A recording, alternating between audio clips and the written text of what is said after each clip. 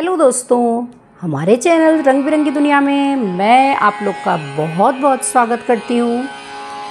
आप सभी को शिवरात्रि की बहुत बहुत शुभकामनाएं। भगवान शिव बड़े भोले हैं, उनकी थोड़ी सी पूजा से ही वो खुश हो जाते हैं और मनवांछित फल देते हैं। भगवान शिव की पूजा में लेकिन कुछ बातों का ध्यान रखना चाहिए, जैसे पूजा में तुलसी दल, सिंदूर या श्रृंगार की कोई भी वस्तु नहीं चढ़ानी चाहिए। इस दिन शिवलिंग पर यानी कि शिवरात्रि के दिन शिवलिंग पर कभी भी टूटे चावल न चढ़ाएं, काले तिल ना अर्पित करें, शिवलिंग पर शंख से जल नहीं चढ़ाना चाहिए और शिवलिंग या शिव जी की प्रतिमा को कमल, कनेर और केतकी के फूल कभी भी अर्पित नहीं करने चाहिए। तो कृपया पूरी वीडियो में बने रहिएगा। बहुत सारी ज़रूरी बातें मैं आपको बताने वाली हूँ सावन माह की, तो लास्ट तक वीडियो में बने रहिएगा। शिवरात्रि की कथा क्या है, सावन की शिवरात्रि की कथा क्या है और क्या करें क्या ना करें, शुभ अशुभ फल, सब कुछ जानने के लिए पूरी वीडियो में बने रहिएगा। सावन शिवरात्रि हिंदू धर्म में एक महत्वपूर्ण त्यौहार है जो भगवान शिव को समर्पित है। यह पर्व सावन महीने के कृष्ण पक्ष की चतुर्दशी तिथि को मनाया जाता है। सावन महीना भगवान शिव को अत्यंत प्रिय होता है और इस महीने में भगवान शिव की आराधना विशेष उत्साह के साथ सभी भक्तजन करते हैं।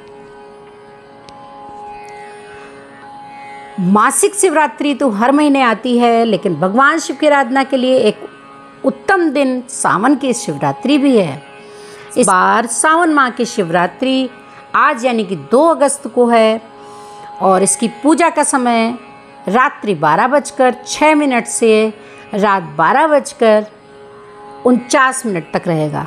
कहते हैं शिवरात्रि की पूजा हमेशा रात्रि में ही की जाती है, लेकिन आपको जैसा कन्वीनियंट हो, जैसा कि मैंने कल प्रदोष की कथा में बताया था कि प्रदोष के समय यानी कि शाम के टाइम प्रदोष काल में पूजा करने से विशेष फल मिलता है। शिवरात्रि की पूजा रात्रि के समय की जाती है। इस दौरान भगवान शिव की आराधना करना उत्तम फलदायी माना जाता है। और आप लोग को बता दूं कि सावन की शिवरात्रि में भी भोलेनाथ को जल चढ़ता है। ज़्यादातर यूपी में ये त्यौहार बड़े ज़ोर शोर से कांवड़िए मनाते हैं। और वैसे तो जो फरवरी माह में शिवरात्रि आती है उसमें भी चढ़ता है और इसमें भी चढ़ता है। कई लोगों को ये बात नहीं पता है। ऐसा कहा जाता है कि अगर इस माह में भोले बाबा की आराधना विधिवत रूप से करें तो भोले बाबा मनवांछित फल देते हैं, तो व्यक्ति को उत्तम फलों की प्राप्ति भी हो। शिवरात्रि का पर्व बेहद पावन माना जाता है, इसलिए पूजा के दौरान नियमों का पालन विशेष रूप से करें। सावन शिवरात्रि में व्रत रखें। यह व्रत कथा भी अवश्य सुने। बिना व्रत कथा के पूजा अधूरी मानी जाती है। तो आइए जानते हैं इसकी कथा क्या है। पौराणिक कथा के अनुसार एक शिकारी अपना घर शिकार करके ही चलाता था। शिकारी के ऊपर साहूकार का कर्ज था, लेकिन कर्ज ना चुका सकने के कारण साहूकार क्रोधित हो गया और उसने उसको बंदी बना लिया। जिस दिन साहूकार ने उसे बंदी बनाया वह शिवरात्रि का ही दिन था। बंदी रहते हुए शिकारी धार्मिक बातें सुनता रहा, वहीं उसने शिवरात्रि की व्रत कथा भी सुनी। शिकारी का पूरा दिन ऐसे ही गुजरने लगा। जाने अनजाने अगर हम भोलेनाथ की पूजा करते हैं और कथा भी सुन लेते हैं तब भी मनवांछित फल मिलता है। शाम को साहूकार को चित्रभानु को 1 दिन का समय दिया गया कर्ज चुकाने के लिए। कर्ज चुकाने के लिए चित्रभानु पूरे दिन बिना खाए और बिना जल पिए जंगल में चला गया। ऐसे ही शाम निकल गई। इसके बाद वो रात बीतने के इंतज़ार में बेल के पेड़ पर चढ़ गया। इसी पेड़ के नीचे शिवलिंग बना था। बिना जाने शिकारी बेलपत्र तोड़कर नीचे की तरफ गिरा रहा था, जो कि संयोगवश शिवलिंग पर गिर रहे थे। इससे उसका व्रत पूरा हो गया। शिकार की तलाश में घूमते हुए चित्रभानु को तालाब के किनारे एक गर्भिणी हिरनी दिखाई दी जो पानी पीने के लिए आई थी। उसका शिकार करने के लिए उसने धनुष बाण निकाला। उस हिरनी ने चित्रभानु को देख लिया।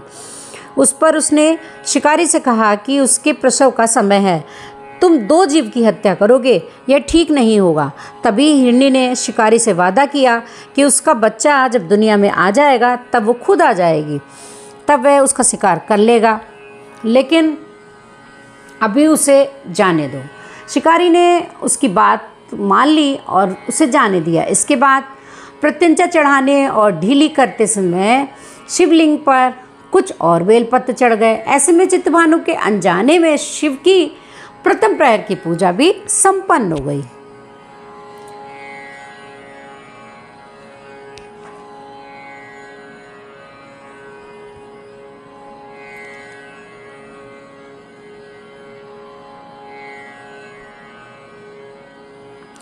वहीं कुछ देर बाद शिकारी को एक और हिरनी दिखाई दी। उसे देखकर शिकारी बहुत खुश हुआ और शिकार करने के लिए तैयार भी हो गया। हिरनी ने उससे प्रार्थना किया कि मैं अपने प्रिय को ढूंढ रही हूँ, मैं एक कामातुर विरहिणी हूँ, जैसे ही मुझे मेरा पति मिल जाएगा वैसे ही मैं आ जाऊँगी। रात का आखिरी प्रहर बीतने वाला था। इस बार भी चित्रभानु को बेलपत्र टूटकर शिवलिंग पर गिर गए। इससे उसके दूसरे प्रहर की भी पूजा हो गई। पूरी रात इंतज़ार करने के बाद सुबह शिकारी को एक हिरण दिखाई दिया। उसने निश्चय किया कि वो उसका शिकार जरूर करेगा। शिकारी ने प्रत्यंचा चढ़ाई। इस पर हिरण ने कहा कि अगर उससे पहले आई 3 हिरनियों और उनके बच्चों का शिकार उसने किया हो तो उसका भी शिकार कर ले, जिससे उसे उनके वियोग में दुख ना झेलना पड़े। लेकिन अगर जीवन दान दिया है तो उसे भी छोड़ दो। जब वो उन सभी से मिल लेगा तो वह आ जाएगा। यह सुनकर शिकारी ने उस हिरण को रात भर की घटना बताई। तब हिरण ने कहा कि वो तीनों हिरनियाँ उसी की पत्नी हैं। हिरण ने शिकारी से कहा कि जिस तरह तीनों हिरनियाँ यहाँ से गईं, अगर उनकी मृत्यु हो जाती है तो वो धर्म का पालन नहीं कर पाएगी। हिरण ने कहा कि जिस तरह उसने विश्वास कर हिरनियों को जाने दिया उसी तरह से वह उसे भी जाने दे। वह जल्दी ही पूरे परिवार के साथ शिकारी के सामने आ जाएगा।